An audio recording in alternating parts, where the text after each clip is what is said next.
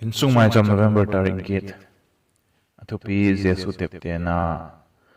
changtal galatio bungu sang som pasagi tu helwang puman ei suboi te kiu hen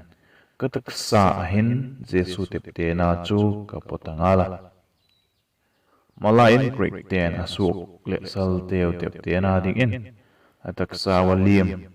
TEPTÉNA asim pik sekwo abil te wa vi pik u khen khat te chu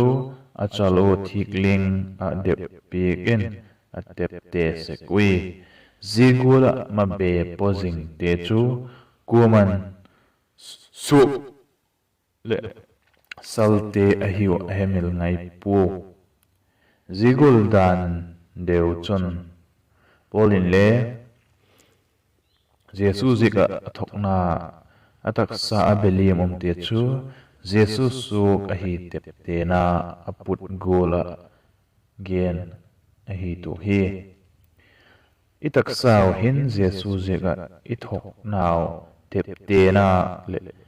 lim kinei lo maithei himale JESU TEPTÉNA hi kipothei ahi ithil bolu le umdan teu ipawdan teu hin JESU TEPTÉNA miten amuthei apoi mo hi iumdan le hindan apat a JESU gingtu ihiu hi hiat thei ke lo hi khang di lau hi